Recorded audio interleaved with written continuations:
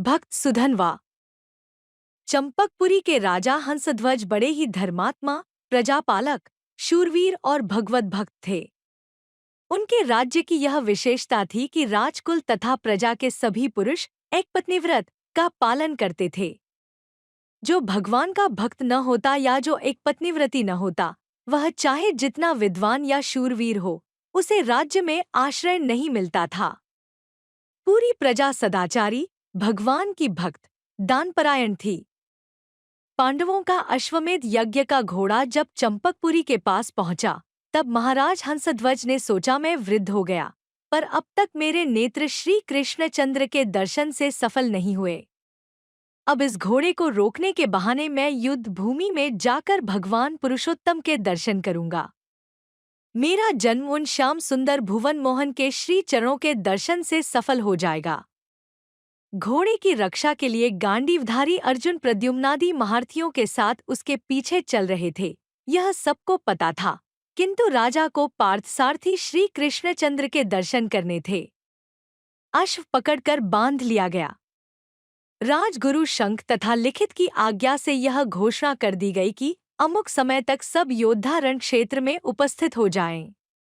जो ठीक समय पर नहीं पहुंचेगा, उसे उबलते हुए तेल के कड़ाहे में डाल दिया जाएगा। राजा हंसध्वज के 5 पुत्र थे, सुबल, सुरथ, सम, सुदर्शन तथा सुधनवा। छोटे राजकुमार सुधनवा अपनी माता के पास आज्ञा लेने पहुंचे। वीर माता ने पुत्र को हृदय से लगाया और आदेश दिया, बेटा, तू युद्ध में जा और विजयी होकर लौट, परंतु मेरे पास 4 पैर वाले पशु को मत ले आना। मैं तो मुक्तिदाता हरि को थाना चाहती हूँ। तू वही कर्म कर जिससे श्री कृष्ण प्रसन्न हो। वे भक्तवत्सल हैं। यदि तू अर्जुन को युद्ध में छका सके तो वे पार्थ की रक्षा के लिए अवश्य आएंगे। वे अपने भक्त को कभी छोड़ नहीं सकते। देख, तू मेरे दूत को लज्जित मत करना। श्री कृष्ण को देखकर डरना मत। श्री कृष्ण के सामने युद्ध में मरने वाला मरता नहीं, वह तो अपनी 21 पीढ़ियां तार देता है। युद्ध में लड़ते हुए पुरुषोत्तम के सम्मुख तू यदि वीरगति प्राप्त करेगा तो मुझे सच्ची प्रसन्नता होगी। धन्य माता। सुधनवा ने माता की आज्ञा स्वीकार की।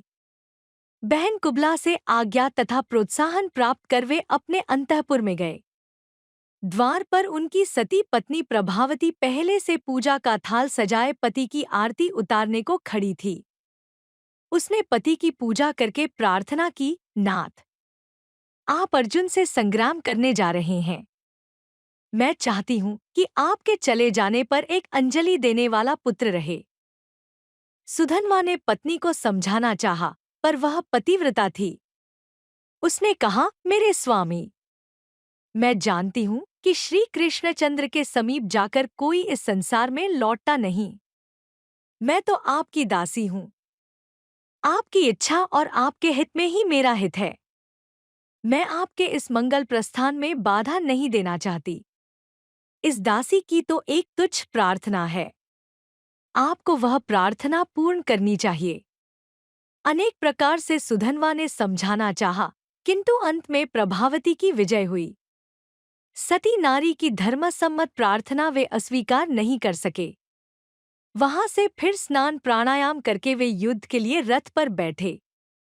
उधर युद्ध भूमि में महाराज हंसध्वज अपने चारों राजकुमारों के साथ पहुंच गए। सभी शूर एकत्र हो कुछ सैनिक गए, किंतु समय हो जाने पर भी जब सुधनवा नहीं पहुंचे, तब राजा ने उन्हें पकड़ लाने के लिए भेजे। सैनिकों को सुधनवा मार्ग में ही मिल गए। पिता के पास पहुंचकर जब उन्होंने विलंब का कारण बताया, तब क्रोध में भरकर महाराज कहने लगे, तू बड़ा मूर्ख है। यदि पुत्र होने से ही सद्गति होती हो तो सभी कुकर शुकर स्वर्ग ही जाया। तेरे धर्म तथा विचार को धिक्कार है। श्री कृष्णचंद्र का नाम सुनकर भी तेरा मन काम के वश हो गया। ऐसा कामी भगवान से विमुख कुपुत्र का तो तेल में उबलकर ही मरना ठीक है। राजा ने व्यवस्था के लिए पुरोहितों के पास दूत भेजा। धर्म के मर्मज्ञ, स्मृतियों के रचयिता ऋषि शंख और लिखित बड़े क्रोधी थे। उन्होंने दूत से कहा, राजा का मन पुत्र के मोह से धर्मभ्रष्ट हो गया है। जब सबके लिए एक ही आज्ञा थी, तब व्यवस्था पूछने की क्यों आवश्यकता हुई? जो मंदबुद्धि, लोभ, मोह या भय से अपने वचनों का पालन नहीं करता, उसे नरक के दारुण दुख मिलते हैं। हंसध्वज पुत्र के कारण अपने वचनों को आज झूठा करना चाहता है। ऐसे अधर्मी राजा के राज्य में हम नहीं रहना चाहते। इतना कहकर वे दोनों ऋषि चल पड़े। दूत से समाचार पाकर राजा ने मंत्री को आदेश दिया, सुधनवा को उबलते तेल के कड़ाहे में डाल दो। इतना आदेश देकर वे दोनों पुरोहितों को मनाने चले गए। मंत्री को बड़ा दुख हुआ, किंतु सुधनवा ने उन्हें कर्तव्य पालन के लिए दृढ़तापूर्वक समझाया। पिता की आज्ञा का सत्पुत्र को पालन करना ही चाहिए, यह उसने निश्चय किया। उसने तुलसी की माला गले में डाली और हाथ जोड़कर भगवान से प्रार्थना की, प्रभो, गोविंद, मुकुंद, मुझे मरने का कोई भय नहीं है। मैं तो आपके चरणों में देहत्याग करने ही आया था, परंतु मैं आपका प्रत्यक्ष दर्शन न कर सका, यही मुझे दुख है। मैंने आपका तिरस्कार करके बीच में काम की सेवा की, क्या इसीलिए आप मेरी रक्षा को अपने अभय हाथ नहीं बढ़ाते? पर मेरे स्वामी, जो लोग कष्ट में पड़कर भय से व्याकुल होकर आपकी शरण लेते हैं, उन्हें क्या सुख की प्राप्ति नहीं होती? मैं आपका ध्यान करते शरीर छोड़ रहा हूँ, आता आपको अवश्य प्राप्त होऊंगा, किंतु लोग कहेंगे कि सुधनवा वीर होकर भी कड़ाहे में जलकर मरा। मैं तो आपके भक्त अर्जुन के बाणों को अपना शरीर भेंट करना चाहता हूँ। आपने अनेक भक्तों की टेक रखी है, अनेकों की इच्छा पूर्ण की है, मेरी भी इच्छा पूर्ण कीजिए। अपने इस चरणाश्रित की टेक भी रखिए। इस अग्निदाह से बचाकर इस शरीर को अपने चरणों में गिरने दीजिए। इस प्रकार प्रार्थना करके हरे, गोविंद, श्री कृष्ण आदि भगवान नामों को पुकारते हुए सुधनवा कड़ाहे के खौलते तेल में कूद पड़े। एक दिन प्रहलाद के लिए अग्निदेव शीतल हो गए थे। एक दिन व्रज बालकों के लिए मयूर मुकुटी ने दावाग्नि को पी लिया था। आज सुधनवा के लिए खौलता तेल शीतल हो गया। सुधनवा को तो शरीर का भान ही नहीं था। वे तो अपने श्री कृष्ण को पुकारने, उनका नाम लेने में तल्लीन हो गए थे, किंतु देखने वाले आश्चर्यमूढ़ हो रहे थे। खौलते तेल में सुधनवा जैसे तैर रहे हों। उनका एक रोम तक झुलस नहीं रहा था। यह बात सुनकर राजा हंसध्वज भी दोनों पुरोहितों के साथ वहां आए।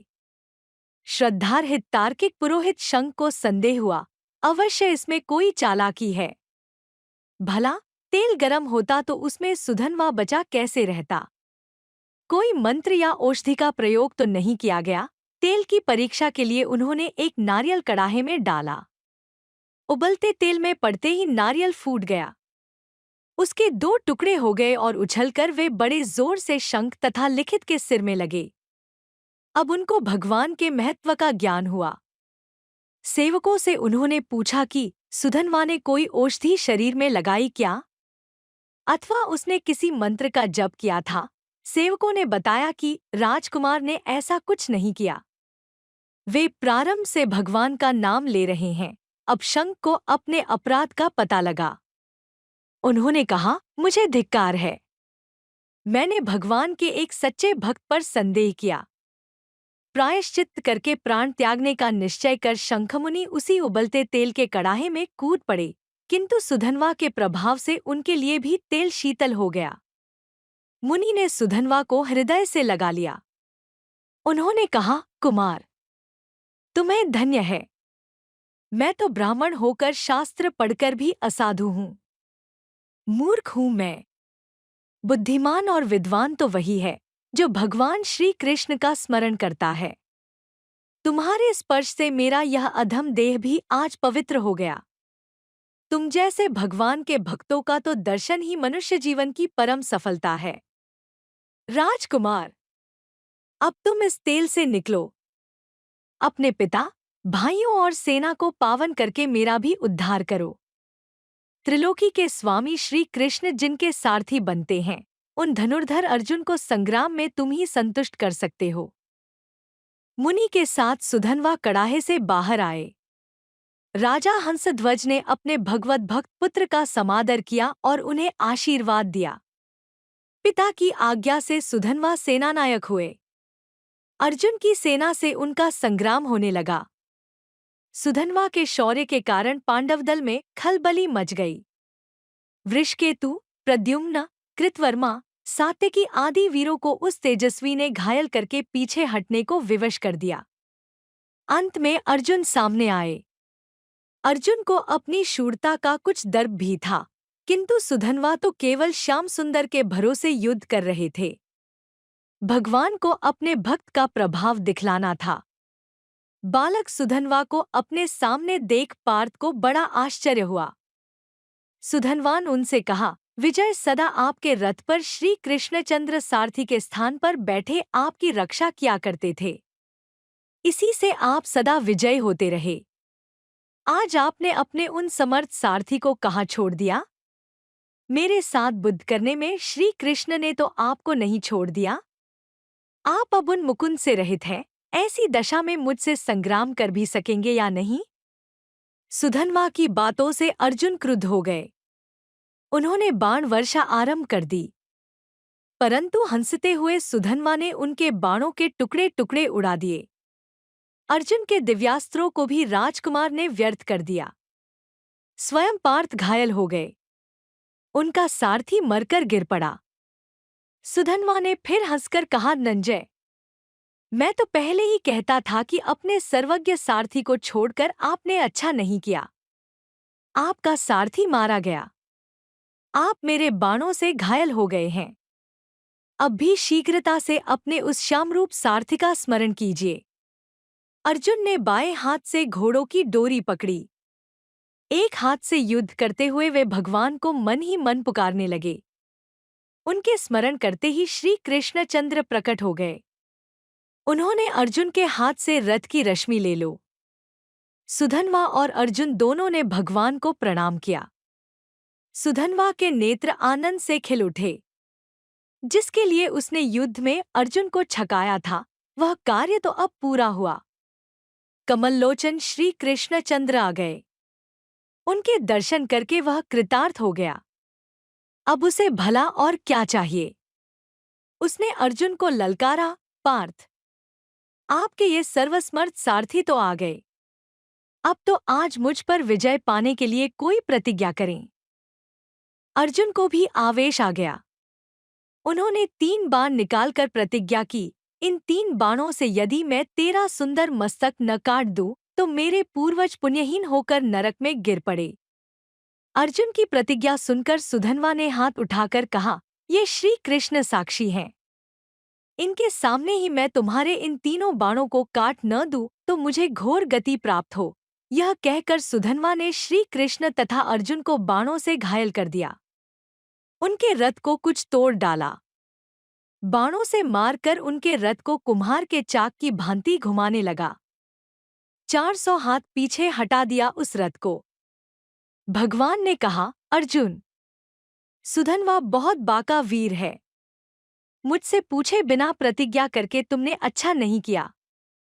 जयद्रथ वध के समय तुम्हारी प्रतिज्ञा ने कितना संकट उपस्थित किया था, यह तुम भूल कैसे गए? सुधन्वा एक पत्नीव्रत के प्रभाव से महान है और इस विषय में हम दोनों पिछड़े हुए हैं।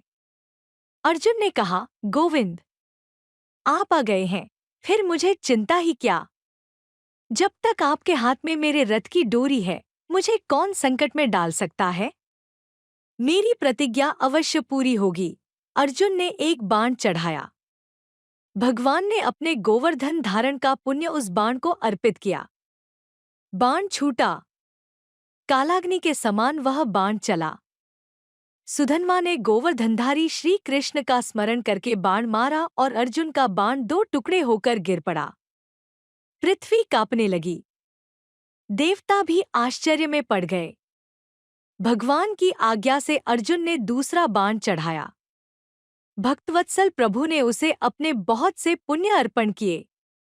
सुधन्वा ने श्री कृष्णचंद्र की जय कहकर अपने बाण से उसे भी काट दिया। अर्जुन उदास हो गए। रणभूमि में हाहाकार मच गया। देवता सुधन्वा की प्रशंसा करने लगे। अब तीसरे बाण को भगवान ने अपने रामावतार का पूरा पुण्य दिया। बाण के पिछले भाग में ब्रह्मा जी को तथा मध्य में काल को प्रतिष्ठित करके नोक पर वे स्वयं एक रूप से बैठे। अर्जुन ने वह बाण भगवान के आदेश से धनुष पर चढ़ाया। सुधन्वा ने कहा, नाथ, आप मेरा वध करने स्वयं बाण में स्थित होकर आ रहे हैं, यह मैं जान गया हूं। मेरे स्वामी, आओ, रणभूमि में मुझे अपने श्री चरणों का आश्रय देकर कृतार्थ करो। अर्जुन, तुम्हें धन्य है। साक्षात नारायण तुम्हारे बाण को अपना पुण्य ही नहीं देते, स्वयं बाण में स्थित भी होते हैं। विजय तो तुम्हारी है ही, किंतु भूलो मत, मैं इन्हीं श्री कृष्ण की कृपा से इस बाण को भी अवश्य काट दूंगा। बाण छूटा। सुधन्वा ने पुकार की, भक्तवत्सल गोविंद की जय, और बाण मार दिया। भक्त के प्रभाव को काल देवता रोक लें, यह संभव नहीं। अर्जुन का बाण बीच में से कटकर 2 टुकड़े हो गया। सुधन्वा की प्रतिज्ञा पूरी हुई। अब अर्जुन का प्रण पूरा होना था। बाण कट गया, पर उसका अगला भाग गिरा नहीं। उस आधे बाण ने ही ऊपर उठकर सुधन्वा का मस्तक काट दिया। मस्तकहीन सुधन्वा के शरीर ने पांडव सेना को तहस नहस कर दिया और उसका सिर भगवान के चरणों पर जाकर गिरा। श्री कृष्णचंद्र ने गोविंद, मुकुंद, हरि कहते उस मस्तक को अपने हाथों में उठा लिया। इसी समय परम भक्त सुधन्वा के मुख से एक ज्योति निकली और सबके देखते देखते वह श्री कृष्णचंद्र के मुख में प्रविष्ट हो गई।